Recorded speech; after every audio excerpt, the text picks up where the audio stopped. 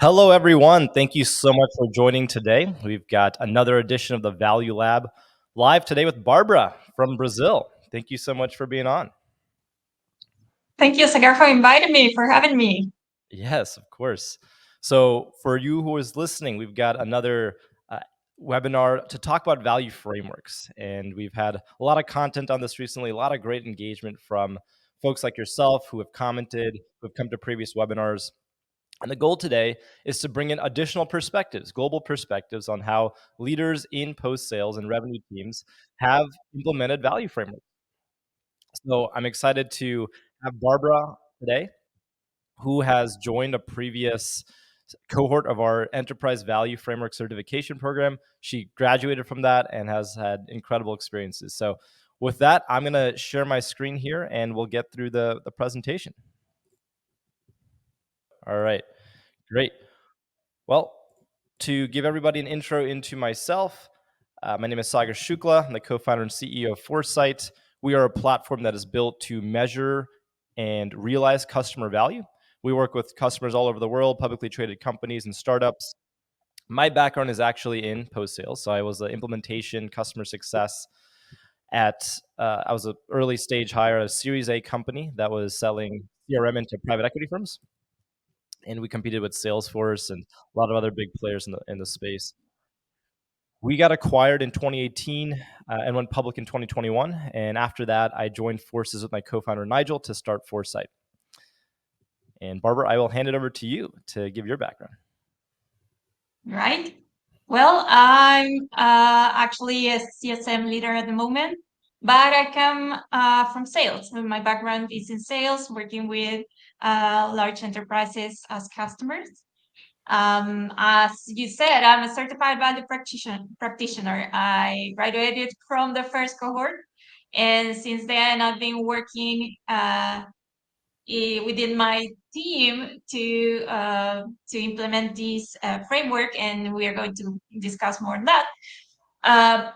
On the personal side, as you said, I'm living in Brazil. I'm actually Argentinian. I moved here 2 years ago, and yeah, I live here with my husband and my poodle, my 16-year-old poodle. Love it. That's great to hear.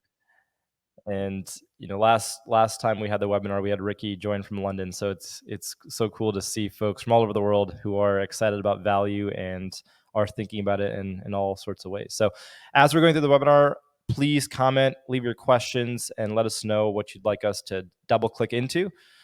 This is interactive, and I'll be having a conversation with Bárbara, and would love to extend that to you all. Cool. So before I dive in, Bárbara has implemented and is working on implementing a value framework at her organization. So the lens that she's going to bring to this conversation is, what are the change management challenges and key obstacles to overcome through doing this? So have that lens as you're listening. I hopefully will inspire a couple of people that it's on the same path that we are, and hopefully will provide some giveaways for your own journey.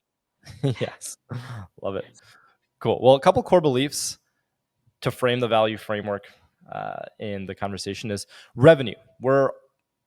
Everybody needs to generate revenue in businesses, obviously, and for the audience, you are typically in revenue roles, account management, customer success. We've had VPs of sales and CROs join us as well. So we're all focused on generating revenue from our customers, but we have to first deliver value before we can generate revenue. And this is where things start to change, right? Value is not defined by your CS team. It is not defined by your internal organization. It's defined by your customer. That is a foundation belief. Only they can articulate value. Value is in the eye of the beholder, right? And we need to measure value. If we're not able to define it, not able to measure it, we are leaving revenue on the table, and that is going to affect everybody upstream and downstream. So I've shared this before, but love to share research from industry research. Greg Danes, a big fan, he has done a lot of research on measuring value, and he's shown that when you measure value for a customer, even if that value comes back negative, they will stay with your company twice as long as a company who's never been measured before. And obviously, if it's positive, that's a great result. So value drives lifespan and revenue, both retention as well as we'll talk about that in a second. So let's talk about what value is not, right? Value is not any of these things. We believe it's not usage or NPS or your health score. It's not engagement or CSM sentiment. It is how your customer perceives it. But value can be a component of your health score, right? When you marry it with usage, you marry it with engagement, and usage we know comes from tools like Pendo or Amplitude, or you might have tools internally to track login rates. Engagement, Salesforce, HubSpot, great to measure. Are CSMs engaged? Are people coming to your meetings? Are people coming to your webinars, right? What are the notes that we have? But value realization is your customer's external outside in view, not inside out. It's all about their outcomes. Are they achieving business outcomes? And that can be a part of your health. All right, so let's talk about how to define customer value. And Barbara, are you getting any feedback on your side when I'm speaking? No, I was just going in my head about, how our role has grown over these years, and how we have redefined all these concepts, right? The concept of value, it comes it should be something obvious, but collecting your revenue, your well-earned revenue, is so tied to what your customers understand that it's valuable for them, that it's even unthinkable that we are creating so many processes without engaging the customer into them. But yeah, that's where we are. All right, awesome. Well, I'll keep going here. So how to define customer value? There are three key pillars. We have to be able to think about it through the customer's terms, of course. And so at Foresight, we've developed a framework, which Barbara has gone through the certification. And the three pillars here are desired outcomes. These are your customers' executive buyer desired outcomes that they're trying to achieve. We have to define those and articulate those. Then come down a step and understand what are the product and business workflows that support those desired outcomes. So there's business workflows that your customer that they need to do to generate more revenue for themselves, reduce costs, become more efficient. But there's also product workflows within your solution or services that are going to help enable those workflows for the business. So we got to define those. And the final step is use cases. We'd like to call this jobs to be done. So what are the specific product use cases that support your customers' jobs to be done? We need to document these and tie it in with the rest of the framework. So we've got jobs to be done. We've got business workflows. We've got executive buyer outcomes. This can be articulated. There's a process. That's why we have a certification to do this. Barbara went through it, of course. And I just want to reiterate that you can document this, right? It is important to do this before you go into customer journey mapping and value realization, because you need to have a framework, a lens through which you see your customer's world. And this maps very one-to-one to executive buyers, right? They care about outcomes, the champions and end users who have specific jobs to be done. So before I hand it over to Barbara to talk about her world, we have to apply this framework through a value realization journey. And this starts in the sales process, right? We love to help our customers engage their own end customers from demos that account executives are doing, right? Understand why is the buyer trying to buy in the first place? What are they looking to achieve? What are their key use cases and outcomes they need to accomplish? Let's document those during the demo. Let's document those during the pilot. And I know a lot of you all out there are doing pilots, and it's hard to convert pilots. So document pre-pilot, what are the outcomes you're looking to achieve? Do the pilot, and then after the pilot, did we achieve those outcomes, right? Did that customer gain more ability to generate revenue, become more efficient, whatever their needs are? That can help you convert pilots. So this framework lives from the sales process through pilots, through onboarding, pre-onboarding. Do a benchmark assessment, right? Benchmark every customer about where they are in their value journey. And then after onboarding and as they go through change management, understand where are they now? Have they improved their value? Have we helped them achieve more outcomes? So by the time you get to renewal, on the final piece here on the slide, you have a story to tell. you have a strong foundation, you've got leverage, right? You've got data, you've got insights, and you can tell that executive buyer and share with them, have a conversation with them and say, look, we started with your team a year ago, and it was pretty rough because you had a lot of challenges to solve. That's why we came in, right? We wanted to help you. And look, over the past 12 months, we conducted assessments. We conducted we measured value with your organization through our framework. And we were able to take you from what you self-reported a 10 out of 100 value perception score. We took you to a 35 after onboarding, a 75 after your second QBR, and now you're sitting at an 82, which is 30% more than your peers. We benchmark everybody. It's a really powerful story to tell. So I wanted to frame that up. Barbara, I'm going to hand it back over to you to share any thoughts on this and then go through your world. No, about the journey, that's exactly what the customer goes on inside their organization to put the money where you want to, right? So this is shown like as a straight line. Sometimes it's not as straight, but what is important to remember is that customers do have their needs and the reasons why they search your solution. They went into purchasing your solution. They are not going to forget that because of the flashy features that you add on to that, right? So keeping your eye in the needs of the customer, it's paramount for you to defend that revenue, well-earned revenue at your renewal. That's what I think about this process, this whole purchase process. Absolutely. And I would love for you to go into your world and talk about what you're doing at the Hackett Group. So I'll turn it back over to you for this. Right. So when you invited me, first of all, I was honored. But one of the things that we discussed at the beginning was my concern, because I said, well, but I don't know, Sagar, do you think that it's going to help anybody? Because I'm still on the road. So we discussed a little bit about what could be helpful for other people that are in this path to take away from my experience. I work for the Hackett Group. The Hackett Group is a large company in terms of employees, in terms of market. We are a consulting company. The consulting company that offers best practices, performance metrics. We are big in benchmarking. We have offices all over the world with 1,000 and plus employees.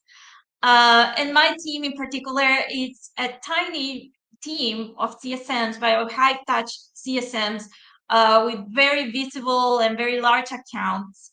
And what we do is, at the moment, or what we used to do, is take everything from the customer and make the customer happy. That was the definition at the beginning, right? Of being a project manager, being the support, being everywhere.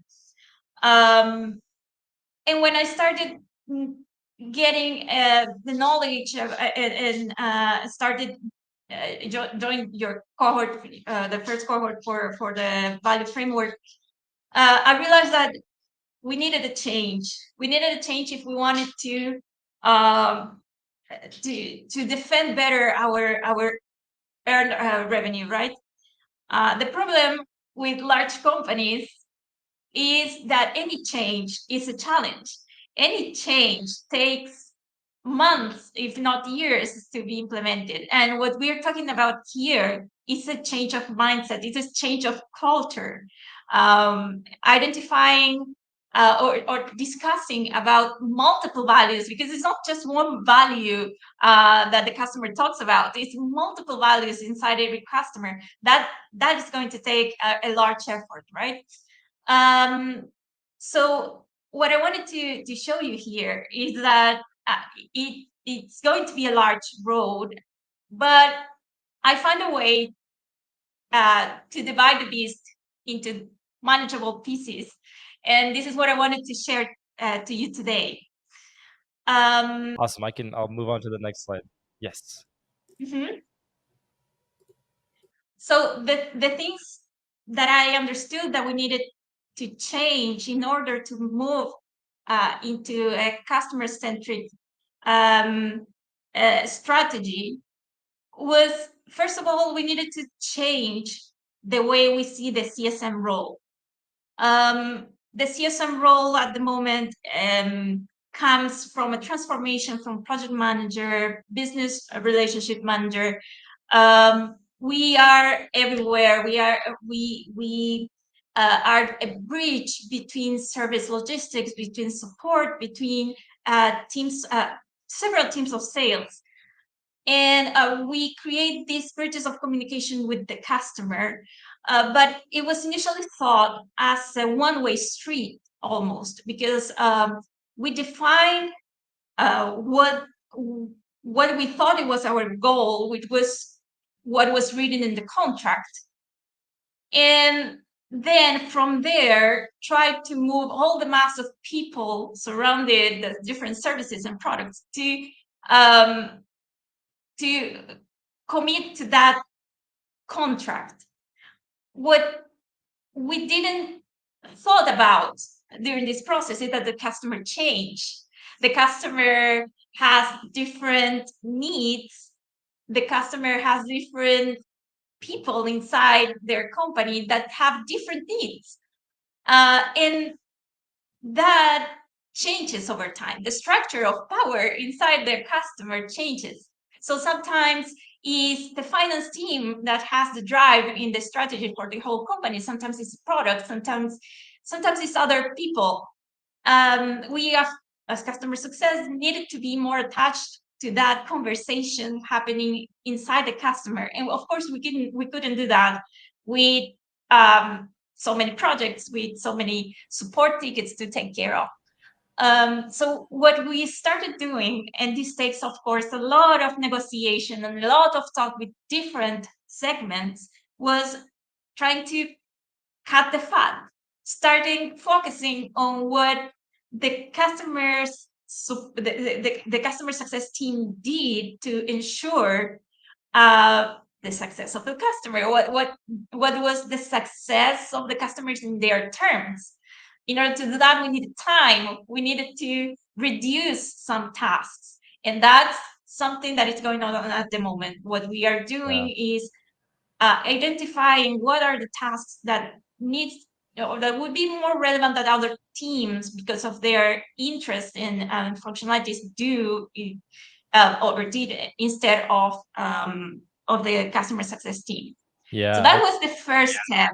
This is a big point. I wanted to pause here in a second. Is there's so many roles that customer success managers have, right? That they have to manage support, they have to manage relationship, they have to manage adoption, change management, consulting, implementation, and then ultimately, as we discussed earlier, the most important role is that you are measuring value and that you're able to understand customer outcomes and drive towards that.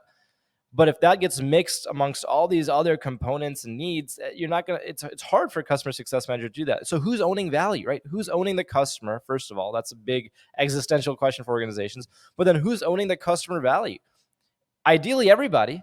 But we need to empower the customer success manager, in your case, especially since they're owning this, to be the voice, true voice of success, and then feed that to the rest of the organization, because that's a prerequisite to driving this.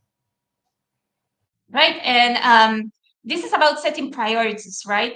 We need to understand what would give our own organization more success, where we need to focus to gain what we ultimately want, that is convert these customers in our advocate, and keeping them for longer terms inside our accounts, right, inside our portfolios. And what we are doing at this time, of course, I can say this, oh yeah, we changed the CSM role, we redesigned the role. That actually is an ongoing project. It's something that is going on because we constantly need to negotiate who is going to take responsibility for each of the tasks that previously our team managed. So that's an ongoing project. And what we do and what we've compromised with is retaining the accountability for some of the tasks that are going sent to other teams, because that is going to take training and that is going to take engagement. It's something that it's going to take time to be transformed inside our organization, but it's going. And I think that that's the first big step towards changing our culture. The next big step is visualizing the customer journey and how we imagine the customer journey, how the customer interacts with our brand, our services, and our products, and how we respond to that, how we intervene, or how the different departments in our company intervene on that journey. And I'm going to get back to this in a moment, because that's where I believe that the value framework impacted the most. And that's an educational task that CSM has to advocate continuously on behalf of the customer with the different departments. So I'm going to really Yeah, and then let me pause you for a second there. Tom, who's listening in, had a great question. He said, "How long do you expect this to take?" Uh, it's obviously a big process. How long do you expect this to take to fully implement and become a standard part of your process? Right. So for me, I don't know if it's a matter of me coming from sales, but for me, my year is divided in quarters, and I have periods to apply for resources, right? And I see those terms where I can get the most transformation, or where I would complete stages of my transformation. I see this being completed once I can get funds to get a platform that would map this on a single place. But for the moment, what I'm focusing in is gathering the information throughout of a year, at least, of results in order to apply for those funds. Makes So total sense. at least a year. That's the answer. At least a year. Yeah, it's a long process. I think that's one of the realizations is this impacts a lot of parts of the company, and it needs to be its own journey, right? You need to internally customer success yourselves and change each function. But uh, let's get to the next piece on your journey here, because I think that'll help answer this section, which is mapping customer value. The journey is so big, but we can apply it to a bite-sized area, right? For CSMs to measure value in a particular moment. So we're not trying to boil the ocean, get overwhelmed, but it is possible to do this in a very specific area. And I'm curious to hear your thoughts on that. Yeah, when I tell about this column of mapping the customer value, I'm trying to change the conversations to more strategical ones, trying to map the different stakeholders that we have internally, what they expect, what their goals, what their achievements with our solution and our services would be for the different stakeholders that I manage inside my customers' accounts. So, for example, for our support services, we support a very large software for finances, right? And I have different kinds of customers inside one account. I have the user, the analyst, and for that analyst, the SLAs, which are the service level agreements that we sign with our contract. That's the main map, because what they need is their ticket resolved in the shortest time.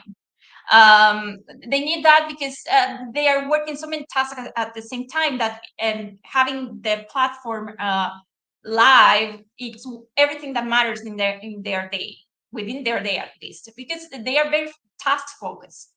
But of course, those goals are very different for my finance VP, and I'm talking about the finance VP of my customer, right? That manages this platform or purchase this platform. So what they require for us, for them, the SLAs is just the bare minimum, right? It's a given. It's the first thing you compete with when you enter the service market, right? Or against other companies. For them, what it's important or what's the added value of our company is anything that we can provide to enhance their services, anything that we can identify as cutting-edge or competitive edges that they could have by transforming their own systems or their own internal systems. So benchmark, information, dashboards, or anything that would help their decision making, data, administration of data. That's what's important for them. So I have to cater for them as well. I cannot stay in the SLAs and focusing on every ticket and making sure that everything is resolved. I also have to make sure that I'm being proactive servicing this other customer inside my account, my customer account. So that's where I say where we discuss about mapping the customer value. And that's something that you will ideally do at the first quarter of your year. So you can track and you can add specific activities on each one of them that you can follow up on during the different quarters review. And that actually is our last pillar, the QBR. What I did is incorporating this framework or this way of working with my customer to existing processes. And we did have QBRs, all the different, right? Because they were focused more on the SLAs and the systems instead of proactive work. So now I have a mapping value where the customer actually feels incorporated in, because we've asked them what they needed to accomplish throughout the year. And then I have a structured way to follow up on that through our QBRs. I love that. And at one point you made before, which I wanted to hit on, is there are different stakeholders who might have different needs, and somebody might care about SLAs, somebody might care about the data integrity, somebody might care about the experience. There's different outcomes that executives or various champions are looking to achieve. And part of the mapping customer value is isolating who cares about what. So when you go and do the QBR, when you go and do the account review, the check-in, you can speak to their specific needs individually and then show them how that's evolved or changed over time, right? And it feels like you've really thought about the connection points between the initial kickoff or onboarding with a customer all the way through, QBRs and everything. So it's pretty cool to see that. And I think it's a big point, is it has to be all connected. For sure. Awesome. Anything to add to that before we go to the next slide, Barbara? No, nothing. And actually, I want to be very brief on the last one, and hopefully that will also help other people with my next slide. And when I was discussing about the customer journey and how this will be a culture transformation, I use this as a way to discuss these different mind frame with other departments. I show this, and this is particularly something that we've created for our own customers' journey. But what I wanted to show here is, hey, the customer has a decision to make on where to put the money. So we should start this conversation even before they are customers. We need to change the way that we go out as a brand to the market and start tailoring and incorporating this value, this conversation, right, even before they are customers. We need to start engaging in marketing. We need to start engaging in sales. We need to start, of course, guaranteeing the quality throughout the whole process with our service management department. But bottom line, our customer is not married to us. They have this constant decision of if our money would be better sitting on them, putting it in the bank with the rates that we have at the moment and getting a return, or getting growth and getting return of their investment. And that's the communication we need to do as soon as possible, Yes. and even before they are customers. Yes, I love that point, and it's so funny, right? They're not married to us; they have choices. They can leave us at any time, maybe once a year, once a month, or whenever they want, right? If they're annoyed enough. So we have to be able to prove ourselves along the entire experience. I love what you said about sales, because you're a salesperson at the beginning, right? We have to start this in the sales process and set the example and expectation that we are going to hold ourselves accountable through your journey, from the sales process through onboarding, through implementation, value reels. I'm going through every step on your circles here, right? Renewal, advocacy. We hold ourselves accountable. We want to make sure we are delivering so you don't leave us, right? And not just that you don't leave us, but you are successful with us. You want to spend more time and money with us. You want to partner with us on a bunch of things. And there's a side benefit to this, which is the act of doing all this portrays a maturity, a confidence, and a level of quality that makes people want to work with you. Exactly. And you said it at the beginning. This creates organic growth.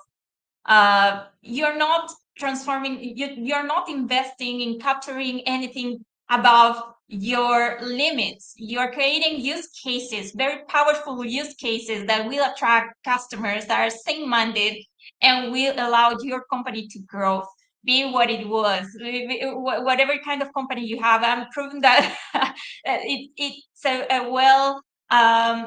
a well-suited framework for any kind of company. You can add it to a product,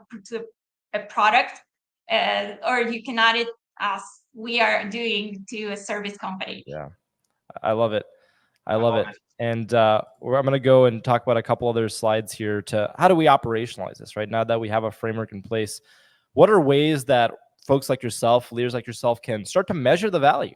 And at Foresight, of course, we have a platform to do this, but I wanted to share a couple examples to talk to folks about how you could do this. And you don't have to use Foresight, obviously. Bárbara is doing this internally with other tools. But one way to do this is through a value assessment, a structured way to go to a customer prior to that demo in sales, prior to that pilot in that gray area between sales and post-sales, prior to the onboarding kickoff, right? Prior to the QBR, prior to the renewal. Send your executive buyer, champion, and end user a value assessment, which is taking that framework, that triangle we saw earlier, into a personalized questionnaire sent through email or other medium, and send it to them and say, hey, Bárbara, you're a valued customer of ours. We want to hold ourselves accountable. Can you please take 3 to 5 minutes to complete this prior to our QBR, prior to our onboarding kickoff next week, right?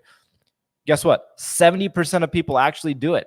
This is not an NPS survey where you need to bribe somebody with a $20 Starbucks gift card. No, people actually want to do this because it's valuable for them. They are getting value, learning more about their own needs and their use cases by going through an assessment. So value assessments are a great way to do this. Another thing that you can think about is leveraging call transcripts, right? And a lot of organizations are using Gong or Fathom or Jiminy and others. Well, there's a ton of value data there where you're having conversations with a buyer. They might be saying something in a certain type of way that alludes to them being unhappy about a use case, right? Somebody else might say, I just got off our board meeting this week. Our board is telling us that we really need to increase our pipeline velocity. Like, okay, great. Well, obviously now I've got an outcome that's validated by your board on tape that I can use to then pipe into my QBR planning and joint success planning, right? So value assessments are a great way to do things out of the call environment, pre-call, post-call. And then your calls themselves are great ways to capture it. And with AI, right, there's a lot of awesome stuff we can do there. So Foresight, we have a way to capture that through our AI and pipe it in. But again, just sharing some thoughts on how you could be doing this for your organization. And this drives revenue. So I'm going to spend a really quick second on this. Here's another example of a company that has actually done what Barbara is working on right now, implementing a value framework, and they've measured this. So we'd like to share success stories from across the market. And this is a publicly traded fintech company. They've got 83 enterprise customers, over 25 million in revenue. When they were focused on implementing this framework, they focused on a particular segment, an enterprise segment. And they did this measurement of value across 6 months. And they found that 47% of those customers that they measured had upsell opportunities that they did not know about, right? They had expansion opportunities for new usage and new seats that the CSM would not have guessed, right? This is customer validated upsells, customer validated expansions. They're sitting on revenue they didn't know about. Next, 16% of those customers they measured self-reported they were looking at other solutions. They were looking to churn. The CSMs had no idea about this. Account managers had no idea, right? These are blind spots. This is the leaks in the bucket. Customers will self-report and tell you when you give them a framework to react to, when you give them a way to talk to you in a way that makes sense to them. So this drives real revenue outcomes in terms of retention and expansion. And a lot of executive buyers will engage with this. So want to give a next step here. So we're coming to the end of our session. Barbara was so grateful to join our first cohort. She's been an incredible advocate, and we're really excited to be supporting you through this journey, Barbara, in whatever ways we can, in content and helping you to implement this framework internally. But if you are listening and you are leaving this webinar thinking, hey, I really want to do this. I really want to implement this. I want to be the next Barbara. Well, scan this QR code, join our next cohort. We are launching our second cohort of the Enterprise Value Framework Practitioners in mid-May. Over the next 2 weeks, we've got 2 spots left. So jump on this quick. We've got a ton of great content here. You'll be joining a vibrant global community, folks like Barbara, Ricky Patel, who was on the prior webinar. And it's a great way to learn from peers and to engage with the industry and folks who are solving this problem. So take a second, scan this. It'll pop up in a form. Select the first option to join the cohort, the next one, and we'll be sure to be in touch and get you involved. So with that, I'm going to close out. Any other questions, please post them in the chat. Barbara, I'm going to hand it over to you for any final thoughts. No, thank you very much for inviting me. I hope that my experience can help folks out there that, feel that this is an Everest. It takes a first step, and that first step is gathering information. It's a very powerful tool. Hopefully, you will be on a better place next year, like I'm hoping to. I love it. Awesome. Well, thank you all so much for joining. Thank you, Barbara, for spending so much time with me this morning and for being a value champion in your organization. You're fighting the good fight, and I have no doubt that folks in your organization are going to see the value and adopt this very quickly. So thank you so much. Tune in next time for the next session of the Value Lab.